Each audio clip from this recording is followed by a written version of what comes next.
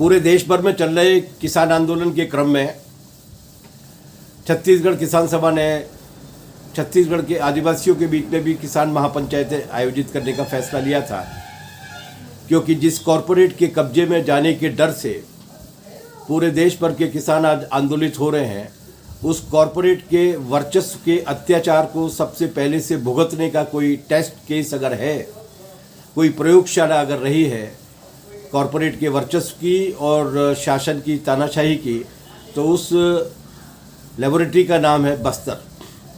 वहाँ पर कॉरपोरेट सबसे पहले आए थे और जो झगड़े की शुरुआत हुई है, जिसे आज एक पूरे मानवाधिकार के संकट के रूप में पूरी दुनिया भर के सामने बहुत चिंता की नज़रों से देखा जाता है, वहाँ पर ही सबसे पहले ये सिलसिला शुरू हुआ था। लेकिन अगर कॉरपोरेट का वर्चस्व शुरू हुआ था, कॉरपोरेट की तानाशाही शुरू हुई थी, अगर पुलिस राज शुरू हुआ था, तो उसके खिलाफ नागरिक जनता का प्रतिरोध भी शुरू हुआ था। ये प्रतिरोध वो नहीं है जिसे नरेंद्र मोदी या यहाँ पे रमन सिंह की जो सरकार हुआ करती थी वो या कॉरपोरेट मीडिया बताता रहता है। ये प्रतिरोध आम नागरिकों का, आम जनों का प्रतिरोध है। उस प्रतिरोध की नायिका सोनी सोरी जी किसी परिचय की मोहताज नहीं है। उन्होंने अपने संघर्ष और कुर्बानियों के जरिए इस क्षेत्र में इंसानों की ज़िंदगी की आवाज़ उठाई है। हमारा अखिल भारतीय किसान सभा का दल कॉमरेड संजय पराते के साथ आज उनसे भेंट करने के लिए, उनके साथ एकजुटता व्यक्त करने के लिए और इस किसान आंदोलन में उनकी मदद और एकजुटता को हासिल करने के लिए पहुंचा था। लेकिन यहाँ जब हम पहुँचे तो हमें एक जानकारी मिली जो बहुत भयावह जानकारी थी, और वो जानकारी ये थी कि 8 मार्च को जब अंतर्राष्ट्रीय महिला दिवस मनाने के लिए यहाँ की महिला इकट्ठा हुई, तो उनके साथ जो व्यवहार किया गया या हमारी उस आंदोलन की एक ग्रामीण महिला के साथ जैसी बर्बरता की गई, वैसी बर्बरता चूँकि दुनिया भर की मीडिया में, देश भर की मीडिया में ये खबरें बस्तर की नहीं पहुंच पाती हैं, तो हमें लगा कि उस सवाल पर सोनी जी से बातचीत की जाएगी। सोनी जी बताइए क्या हुआ था उस दिन। जो इड़मे मरकाम है, इड़मे मरकाम आज जेल में है। जो हम वो एक आदिवासी की लीडर है, सामाजिक कार्यकर्ता है और दंतेवाड़ा जिला और ये कुआकोंडा ब्लॉक का और बुरगुम पंचायत की रहने वाली है। लेकिन ये इड़मे वो इड़मे मरकाम है जिन्होंने हम लोग ने सब लोग ने मिलके कुछ सामाजिक कार्यकर्ता के साथ मिलके हम लोग ने एक प्लानिंग बनाया था। पिछले साल भी अंतर्राष्ट्रीय महिला दिवस के रूप में एक नंदे की स्मारक में, नंदे वो बहन है जो पुलिस की क्रूरता का बहुत चीज़ें को झेला और अपने आप को लड़ ना पा के वो ये मौत को चुना, वो इड़मे बहन है। उसके ही मतलब पिछले वर्ष भी हम लोग ने अंतर्राष्ट्रीय दिवस के रूप में एक बार मनाया था। तो इस बार हम लोग ने ये सोचा क्यों ना हम 4 जिले के महिला एकजुट क्यों ना हो। हमारा नारायणपुर, दंतेवाड़ा, सुकमा और बीजापुर, तो ये चारों जिला की महिलाएं हम अंतर्राष्ट्रीय महिला दिवस में एकजुट होकर एक दूसरे का दुख दर्दों को सुनेंगे और जो हंसना है हंसेंगे, मुस्कुराना है मुस्कुराएंगे और कुछ सांस्कृतिक कार्यक्रम वगैरह सब करेंगे। और ये जो लड़ाई का अंत तो हमको दिखता नहीं है, जिस तरह से जो लगातार मतलब माइनिंग के नाम से, जिंदल के नाम से, अडानी के नाम से, मित्तल के नाम से, SR, NMDC, ये जो माइनिंग की जो लड़ाई जो यहाँ चल रही है, इस लड़ाई से वो हमको अंत नहीं दिखता है। लेकिन फिर भी हम सशक्त कैसे बने और इस लड़ाई के बीच में भी कैसे हम जूझ के अपने आप स्ट्रांग बना के आगे की ज़िंदगी हम जिए, इसके लिए हम लोग एकत्रित होकर अंतर्राष्ट्रीय महिला दिवस में पूरी दृढ़ता के साथ हम लोग एक साथ मिलकर मनाएंगे। ये हमने सोचा था हम सब लोगों ने, जिसमें 5,000 से 10,000 पूरी महिलाएं ही आने वाली थी। लेकिन जैसे ही पुलिस प्रशासन को खबरें मिला और पुलिस प्रशासन को, शासन को हमने एक लिखित भी जानकारी दिया कि हम इतने लोग यहाँ पर फलाना जगह इकट्ठा होने वाले हैं और अंतर्राष्ट्रीय महिला दिवस तो पूरी अंतर्राष्ट्रीय लेवल पे घोषित किया हुआ चीज़, उसको रोक नहीं सकते। अब बस आपको सूचना दे रहे हैं कि हम किस जगह पे एकत्रित हो रहे हैं। ये जैसे ही हम लोग लेटर को जारी करने के बाद हमने देखा कि पूरी फोर्स को पूरी हर जगह, सुकमा में, बीजापुर में, दंतेवाड़ा में, मतलब जगह जहाँ से हमारी महिलाएं निकल पड़ी थी, वहाँ पगडंडी के रास्तों में, तो मतलब 1000 लगभग, वो भी कोई कम नहीं थी। फोर्स कम से कम 5-6 हज़ार से ज़्यादा तो फोर्स को लगा दिया और रोकने के लिए। तो इस बात से हमको ये तकलीफ हुई, क्या ये अंतर्राष्ट्रीय दिवस क्या शहर की महिलाएं मना सकती है, हम ग्रामीण महिला नहीं मना सकते? क्यों नहीं मना सकते? ये अधिकार हम ग्रामीण महिलाओं पर क्यों नहीं है? जो जंगलों में, नालों में, नदियों में, पहाड़ों में, उन गुफाओं के अंदर अंदर में जो एक मानवता की उस जिंदगी जीते हैं, जिसको पूरे देश को बचाने का काम करते हैं, जंगल जमीन को बचाते हैं, वो कभी कटने नहीं देते हैं, उनको घने जंगलों को बेहतरीन घना जंगल बनाते हैं, जिसके कारण वो इतना पर्यावरण के लिए जो अब कहाँ कहाँ क्या हो रहा है, लेकिन आदिवासी बेहतरीन उसको संभाल के रखता है। वो आदिवासी को अंतर्राष्ट्रीय दिवस मनाने नहीं दिया जा रहा है। फिर भी हम लोग सुबह से लेकर लगातार लड़ते रहे। जहाँ पर हम लोग ने महिला दिवस मनाने वाले थे उस जगह पे पूरी फोर्स रहती है। फिर टेंट का जो पानी को रोक दिया जाता है, क्या टैंकर को रोक दिया जाता है, टेंट को रोक दिया जाता है, हर तरफ से तानाशाही ज़बरदस्त उस दिन चला। तो लास्ट में हम लड़ झगड़ के कुछ महिलाओं को लेके भी आते हैं, मतलब 500-1000 के आसपास आते हैं। तो बाद में इड़मे एक बहन कहती है और बाकी सब बहनें कहते हैं कि क्या दीदी, आज का दिन आपने तो बताया अंतर्राष्ट्रीय दिवस है, कोई नहीं रोक सकता, कुछ नहीं कर सकते, आज हम लोग का दिन है, क्या यही दिन है आज भी हमारा? हमको तो कोई आज़ादी नहीं है, हमको तो पूरी तरह रोका जा रहा है, हमको मारपीट किया गया है, सब तरह से हमको बंदूकों के नोक से दौड़ाया गया है, फिर हम अंतर्राष्ट्रीय दिवस हमारी खुशी कैसे मनाएं? तो तब हमको लगा शायद सही बात है, आम आदिवासियों के लिए, हमारे ग्रामीण महिलाओं के, हम लोग की बस्तर की महिलाओं के लिए ये आदिवासी दिन भी क्या ये अंतर्राष्ट्रीय दिवस भी शायद नहीं है। तो हम लोग ने काले झंडा दिखाया, पूरी महिलाओं ने काले झंडा, जिसमें इड़मे वो लीडरशिप कर रही थी। और उसके बाद 8 मार्च का ये सिलसिला ख़त्म हुआ शाम को। उसके बाद तो 9 मार्च को होती है, 9 मार्च को हमने ये मंथन करने के लिए एक जगह बैठे थे कि हमको क्यों नहीं अंतर्राष्ट्रीय दिवस मनाने दिया गया। हमारी बीमे नाम की बहन को भी इतना क्रूरता की बलात्कार करके उसको मार दिया गया, उसके बाल काट दिया गया, उसके तनों को पूरा कुचला गया है, इस तनों में नखून का क्रोच, और उसको पूरा उसके गुप्त अंगों को पूरे ठंगिया से या कोई ऐसे दर चीज़ों से उसको पूरा कुचला गया। इस बात को भी हम अंतर्राष्ट्रीय दिवस के दिन बात रखने वाले थे। और एक बहन है जो पांडे कवासी है, जो पुलिस कस्टडी में वह रह के उसकी हत्या हो जाती है, उसको मार दिया जाता है, बलात्कार किया जाता है। पहले लोन वराटू के नाम से सरेंडर करते हैं, उसके बाद घर वाले मिलने आने से उनको मिलने नहीं दिया जा, यार एक दिन बताया जाता है कि नहीं तुम्हारी बेटी को मर गई सुसाइड में। इस तरह की चीज़ें होने की वजह से हम सोचे थे, लेकिन हमको नहीं मनाने दिया। तो हम लोग 9 तारीख को इसी बात को मंथन कर रहे थे। उसी दौरान 2 बजे के आसपास तहसीलदार आते हैं। तहसीलदार आने से हम लोग ये सोचे शायद तहसीलदार प्रशासन के तरफ से एक समझौता या फिर कोई एक बातचीत करने आ रहे हैं, अक्सर होता है, हमने वही सोचा। हालांकि लगा कि उनकी गाड़ी से पुलिस उतरी। उसी दौरान फिर तहसीलदार आगे आते हैं, तहसीलदार से बातचीत करते रहते हैं। इनमें मेरे पीछे खड़े रहती है, उसके पीछे में और भी कुछ लोग रहते हैं, और पुलिस चारों तरफ घेर लेती है, इनमें को दबोच लेती है। दबोचने ज़मीन में गिरा देती है। इनमें मरकाम को उसको घसटते, उसकी चूड़ियाँ फूट जाते हैं, बाल बिखर जाते हैं, ऐसे बेरहमी के साथ पुलिस घसटते हुए ले जाते। वीडियो आप सबने भी देखा होगा, और वो वीडियो है, उस वीडियो में आप लोग देख के समझ सकते हैं कि सुप्रीम कोर्ट कहता है, सुप्रीम कोर्ट की गाइडलाइंस में आता है, और हमको बताया जाता है कि महिलाओं के लिए एक कानून ये भी बना है, उनके ऊपर अरेस्ट करना है या किसी तरह का उसके ऊपर कोई प्रकरण दर्ज है, एक सम्मान की दृष्टि से उस महिला को उठाने की ज़रूरत है या गिरफ्तार करने की ज़रूरत है। लेकिन ऐसा क्यों नहीं हुआ? किस लिए नहीं हुआ? इनमे को घसट के ले जाने की क्या बात है? क्यों इस तरह से पूरी क्रूरता के साथ इनमे को, वो तो अरेस्ट नहीं मानते हम लोग, ये अपहरण है इनमे के साथ। लेकिन जब हम लोग ने इधर उधर फ़ोन घुमाए तो कोर्ट ने फेस करके बड़ी मुश्किल से आज जेल में डाला गया। सो अब आप सबको ये बताना चाहती, वो इड़मे मरकाम है जो केसेस आया, इड़मे कवाशी के नाम से केसेस आया, वो केस पूरा फर्जी है।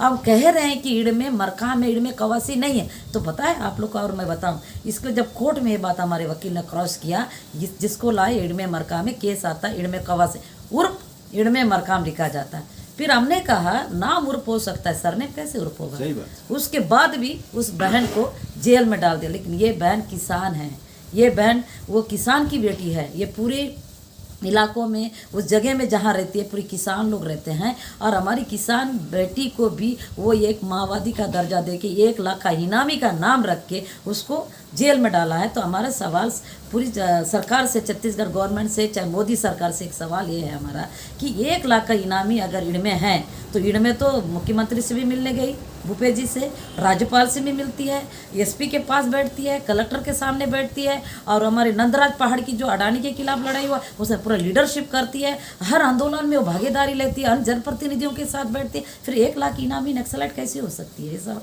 बड़ी है। फिर भी अंधा कानून बोलो जो बोलो, फिर भी उनको जेल में डाल रखा है। और रीढ़ में ये सामाजिक तत्व से रूप में काम भी करती थी, प्लस वो अपनी माँ की बड़ी बेटी है, उनकी 3 बेटियां हैं और 2 बहनें, और रीढ़ में मतलब उनकी माँ की एक बेटी है, बेटा उसमें ने, तो ये बेटा बन के पूरी खेती भी करती थी। वो दान बोती है, मोआ बीनती है, टोरा बीनती है, और जैसे रहल दाल, मूंग दाल, सब प्रकार का खेती भी करती है रीढ़ में। और उस रीढ़ में को आज नक्सल के नाम से ऐसा कर रहे हैं, क्यों? आखिर इसलिए कि ऐसे हम आदिवासी महिलाएं जो हमारे लीडर हो, जो आदिवासी भाई हों, जो जंगलों में रहते हैं, उनको अगर इस तरह से करके नक्सल के नाम से अंदर करना, नक्सल के नाम से बलात्कार करना, ये सब करके जब बलात्कार करने के बाद बताया जाता है वो तो नक्सली थी। तो मेरा सवाल है, अगर नक्सली भी हो तो क्या उसको क्रूरता से आते बलात्कार करने का क्या हक है? क्या जेल नहीं है? जेल डाल सकते हैं, कानून है, कोर्ट है, उसके तुरंत उनको सजा देना है, जो करना वो कर सकते हैं। पर इतना अधिकार हमारी सरकार को किसने दिया कि ये यहाँ की पुलिस प्रशासन को किसने दिया? वो सीधा पकड़ के ले जाते हैं, बलात्कार करते हैं। तो ये जो किसान आंदोलन है, इस आंदोलन के लिए हम ईड़ में मरकाम या हमारे से लगातार बात होती रहती थी कि क्यों ना हम लोग, हमारे किसान भाई लोग लंबे समय से लड़ रहे हैं, हमको भी वहाँ पर जाके पार्टिसिपेट करना चाहिए, क्योंकि वो लड़ाई हमारी भी है। हम भी इस जगह में बस्तर में रहते, खेती किसान ही करके हम मालिक हैं, खेती किसान करके हम खाते हैं। तो क्या हम लोग तो शुरू से शोषण हो रहे हैं कि जैसे हमारे मोहा बीना जाता है, मोहा को बीन के लाया जाता है, तो उसको लेते हैं हमारे आदिवासी, नहीं उनसे लिया जाता है 10 रुपये में और बेचा जाता है 50 रुपये में। तो ये सिलसिला तो पहले भी चल रहा था। तो ये तो बेहतरीन हमारे किसान भाई लोग आंदोलन कर रहे हैं। हम पूरी बस्तर की भी दर्दनाक किसान की जो दर्द है, और यहाँ की जो हमारी टोरा, मोहा, इमली, जो मूलकंद है और वन उपज है, उसके साथ भी कैसा शोषण होता है और हमारे किसानों के साथ कैसे होता है, ये सारा चीज़ को हम लोग जाके बोल सकते हैं ना।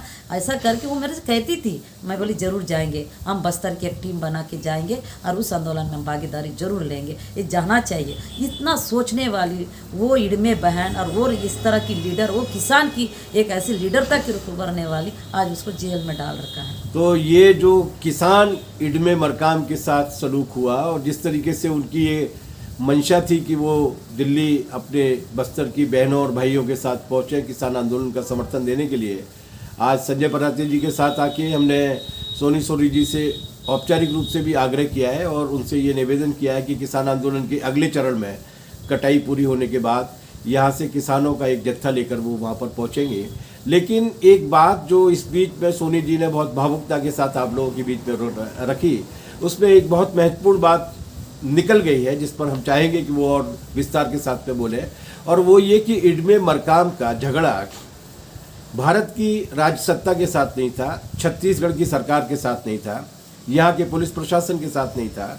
वो अपने माँ बाप की बड़ी बेटी होने के नाते, किसान के नाते भी काम करती थी, लेकिन उसका सबसे बड़ा कसूर ये था कि वो अडानी नाम के बहुत बड़ी कॉरपोरेट कंपनी जो इस इलाके में आके गैरकानूनी तरीके से ज़मीन पर कब्जा करना चाहती है, उसके खिलाफ संघर्ष की अगुवा थी। क्या लड़ाई थी वो ये थी कि नंदराज जो पहाड़ है, ये नंदराज हमारा देवता है। हम आदिवासियों को पूरे बस्तर मतलब उसके नाम से ही आगे की जो भी पूजा पाठ की जाती है, तो हर जाति दरों में तो वैसे हमारा नंदराज देवता है, नंदराज को मानते हैं। तो वो नंदराज जो पहाड़ है वो हमारे देवी देवताओं का स्थल से घिरा हुआ चीज़ है। वहाँ अडानी अपना मैनेज करने के लिए इस तरह से उसमें ये हमको पता चला कि यहाँ पर घेराबंदी कर रहा है कि अडानी यहाँ अपना मैनेज खोलने वाली कंपनी खोल रहे हैं।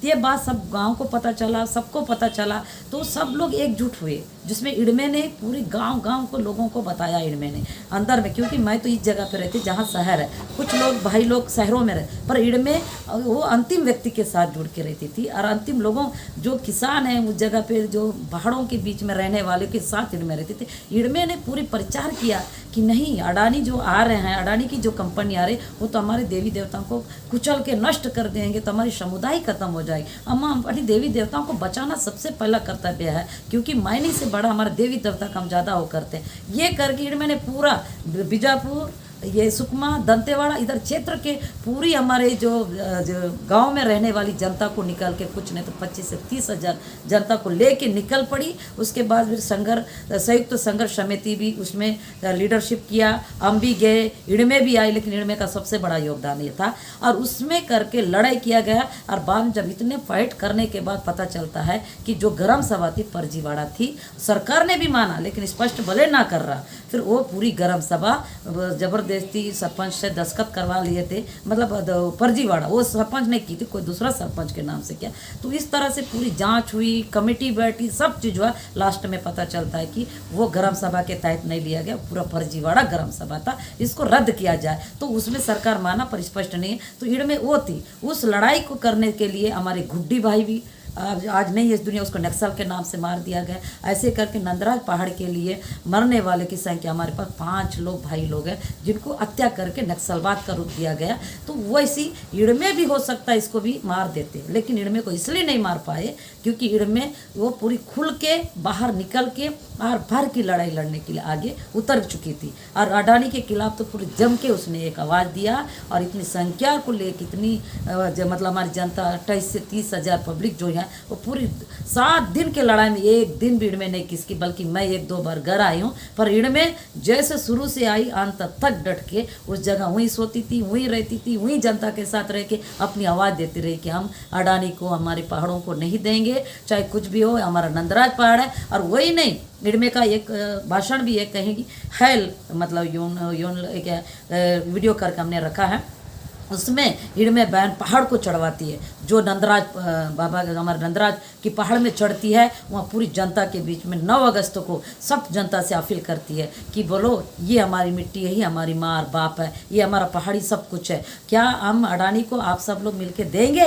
तो बोलते हैं नहीं, तो चलो इस धरती का, इस मिट्टी को अपनी मुट्ठी में लेके बोलो कि हम जल जंगल जमीन नहीं देंगे, हमारे नंदराज बाबा का कोई कुचलने नहीं देंगे, चाहे हम जान दें। ये बातें ईड़ में उस जगह पे थी, पूरे लोगों ने उसके ईड़ में की आवाज़ में एक आवाज़ बन के आवाज़ देते हैं और कसम खाते हैं, ये प्रतिज्ञा लेते हैं कि हम इस नंदराज पहाड़ को कभी भी वैसे कुचलने नहीं देंगे, अडानी हो चाहे जिंदा लोग कोई भी हो। लेकिन अगर उनको यहाँ बसने का है तो हमारे 1000 लोगों का खून से नदी बहाना होगा। हम 1000 में 10,000 लोग खून देने को तैयार है, लेकिन हमारी पहाड़ियों को नहीं। ये ईड़ में खुद कहती थी, और ईड़ में इतनी निडर, इतना लीडर थी कि उसके अंदर में कोई डर नाम का चीज़ नहीं था। जबकि अपनी माँ की एकलौती बेटी, उसके पापा बहुत बचपन में खत्म, वो है हमारे ईड़ में। और वो बोलती तो अशिक्षित है, मैं बोलती थी तुम ज़्यादा पढ़ी लिखी नहीं हो ईड़ में, लेकिन बात बहुत अच्छा करती हो। तो बोलती है क्यों, पढ़ना ही सब कुछ है, इस पहाड़ों को, जंगलों को, भूमि को समझना, वो तो हम पैदा हो के जैसे किसान की बेटी, तो हम उसी में ही हम सीख गए। हमारे माता पिता ने ही बताया कि पहाड़ हमारा क्या हो सकता है, इस पहाड़ से मुल्क कैसा तोड़ा जाता है, कैसे चीज़ होता है, ये चीज़ को सुरक्षा क्यों करना चाहिए, मोआ को क्यों, मोआ झाड़ को क्यों सुरक्षा करना चाहिए, बाँस को क्यों करना है, जंगल को क्यों सुरक्षा करना है।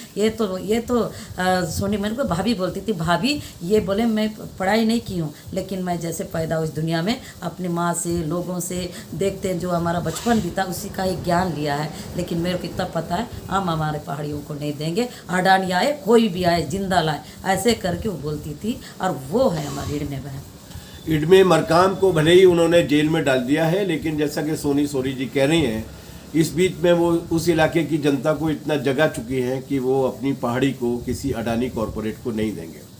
देवी देवताओं और भगवान की मूर्तियों में विश्वास न करने वाले गौड़ आदिवासी नंदराज पहाड़ी के बारे में मानते हैं कि उनका सबसे पहला पुरखा, उनकी सबसे पहली पुरखिन उसी पहाड़ी से आए थे, और इसलिए वो उनके लिए न केवल एक बहुत ही भावनात्मक रूप से उनकी अपनी विरासत का एक हिस्सा है, बल्कि उसके नीचे जो संपदा है, खनिज संपदा है, इसे लूटने के लिए अडानी किस तरीके से काम कर रहे हैं और किस तरीके से फर्जीवाड़ा किया जा रहा है, इसकी विस्तृत जानकारी सोनी सोरी जी ने आपके बीच में दी है। ये कहानी है, ये कॉरपोरेट की क्रूसिबल है, ये कॉरपोरेट की लेबोरेटरी है।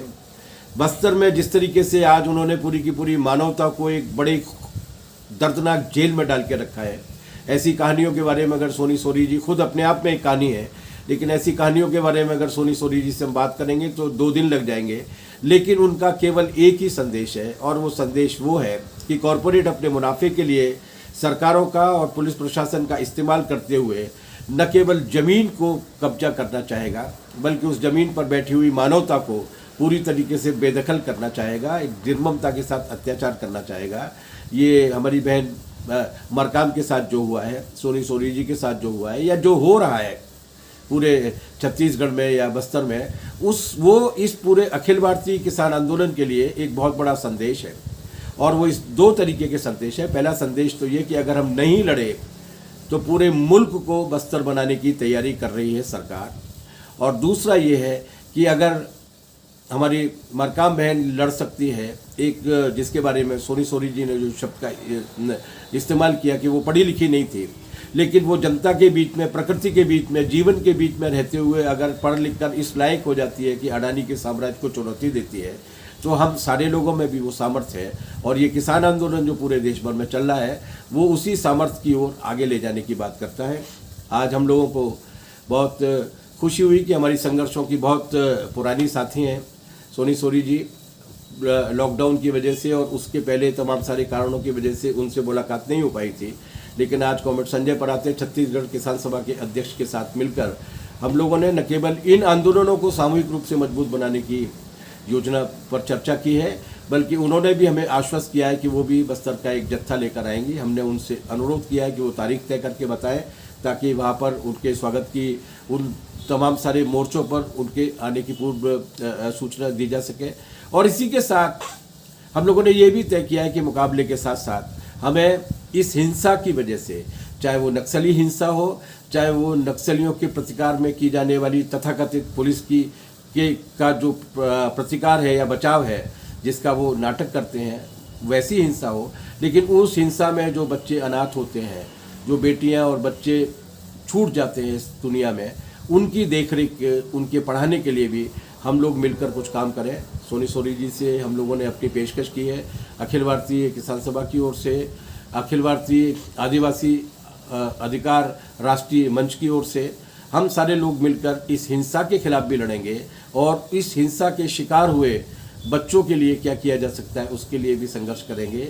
और सोनी सोरी जी एक मिसाल के रूप में काम आएंगी, जब पूरे देश भर का किसान एक कॉरपोरेट के वर्चस्व के खिलाफ अपने आप को एकजुट करेगा। और ये एक संदेश देती है हमारी इडना बहन कि उसमें छोटे से छोटा गांव में रहने वाला व्यक्ति भी एक कारगर भूमिका निभा सकता है। आज हम गीरदम में संजय पराते जी के साथ सोनी सोरी जी के घर में हैं। हमें बहुत अच्छा लगा उनको स्वस्थ देखकर, क्योंकि वो बहुत व्यस्त रहती हैं। और इस व्यस्तता के बीच में हम एक बार उनसे और निवेदन करेंगे कि ये जो संयुक्त किसान मोर्चे के नेतृत्व में आंदोलन चल रहा है, किसान आंदोलन, जिसे आज 112 दिन हो गए, वो दिल्ली की 6 बॉर्डर्स को घेरे हुए हैं, उन किसानों के नाम कोई एकजुटता का संदेश अगर वो देना चाहें तो दें। सोनी जी। ये जो जितने हमारे मतलब 100 इतने दिन हुए हैं, और जो किसान आंदोलन जो चल रहा है, इस आंदोलन के लिए तो मेरा ये संदेश है, हम सब साथ है, पूरी बस्तर की किसान आपके साथ है। हमारी लड़ाई सबकी हमारी एक है। अगर हम लड़ेंगे नहीं तो हम पाएंगे भी कुछ नहीं, क्योंकि हमको लड़ना ही ज़रूरी है। और जो हमारे किसान भाई लोग पूरे देश भर में जो आवाज़ उठाए, वो आवाज़ के लिए हमेशा हम लोग साथ खड़े रहेंगे। और हम बहुत जल्द उस आंदोलन में रूबरू आके मिलेंगे। और मेरे किसान भाई से मेरा यही अपील है कि हमको लड़ना है और लड़के ही रहेंगे। और हम अगर आज लड़ेंगे तो हमारे आने वाली पीढ़ी के लिए एक सुकून दे सकते हैं। अगर आज हम नहीं लड़े तो आज लड़के ही भी हम इस तरह के उस टाइप के हो जाएं, तो हमारी जो पीछे आने वाली पीढ़ी की ज़िंदगी क्या होगी। ये तो आने वाली पीढ़ियों को उसके लिए हम एक लड़ाई की आवाज़ उठाए हैं। तो मेरे पूरे देश भर के मेरे भाइयों के ऊपर और मेरी बहनों का, पूरी लोगों में एक उम्मीद है और मुझे पूरा विश्वास है, जिस कदम को हम आगे बढ़ाए हैं पीछे नहीं हटेंगे और जीत तो हमारी होके रहेगी। और ये पूरा विश्वास है। और हम लड़ने वाले में से हैं। जब युद्ध एक बार मैदान को चुन लेते हैं तो मैदान हम नहीं खाली कर सकते, तब तक जब तक हमारी पूरी हक अधिकार और हमारी वो हक ना मिले, हम मैदान नहीं खाली कर सकते। ये है हमारे योद्धा में। और मेरे पूरे किसान भाइयों, एक योद्धा के रूप में लड़ाई के लिए वो एक विचार की क्रांति ला के लड़ने वाले वो भाइयों हैं। और मुझे इस बात की बहुत, और हमने पूरे बस्तर के साथी आपके साथ है। सोनी सोरी तो वही है, दिलों में आज भी आपके उस लड़ाई को अपने दिल में रख के हमेशा इस बात के लिए मैं वो करते रहती हूँ। और मेरे भाइयों के लिए मेरा ये निवेदन है, हम एक साथ मिलकर लड़ेंगे। बस्तर हो चाहे कई देश के अलग अलग राज्यों में, लेकिन हमारी जीत जरूर होगी। क्योंकि इसलिए मैं कह रही हूँ कि मैं जेल जैसे जगह में रह के हमने एक आवाज़ उठाया था। उस आवाज़ जब वो लोहे मतलब उस सलाखों में रहने के बाद उस सलाखों को तोड़ के बाहर आ सकते हैं लड़े तो क्या हम जिस जगह आज हमारे किसान भाई लड़ रहे हैं तो क्या जीत नहीं होगी? जीत होगी। जब लोहे की सलाखों को हम तोड़ने की हिम्मत रखते हैं तो ये क्या चीज़ है? इसमें भी लड़ेंगे और हम जीतेंगे, हम आपके साथ। अभी वैसे तो वो हमारे आंदोलन का हिस्सा है, इसलिए कोई औपचारिकता की आवश्यकता नहीं है, लेकिन इसके बाद भी संयुक्त किसान मोर्चे, अखिल भारतीय किसान सभा की ओर से हम उनका आभार व्यक्त करते हैं, एकजुटता व्यक्त करते हैं। और इडना मरकाम जी के बारे में जिन 2 वीडियोस का जिक्र यहाँ पर किया गया, एक उनकी गिरफ्तारी का वीडियो और एक अडानी के ज़माने में आंदोलन करते हुए उनका वीडियो, इन दोनों वीडियोस को भी हम इस लाइव के साथ संलग्न करेंगे। उनको भी देखिए और महसूस कीजिए। और एक बार फिर दोहराऊंगा कि जो बस्तर में हो रहा है उस पर अगर हम खामोश रहे तो कॉरपोरेट, चाहे वो अडानी हो, चाहे वो अंबानी हो, चाहे वो अमेरिका हो, पंजाब में भी यही करेगा, मध्य प्रदेश में भी यही करेगा, बिहार में भी यही करेगा। बस एक ही विश्वास है और वो विश्वास ये है कि हम ऐसा बिल्कुल नहीं होने देंगे जब तक एक भी इतना मरकाम जिंदा है। बहुत बहुत शुक्रिया, धन्यवाद सोनी जी, बहुत बहुत शुक्रिया।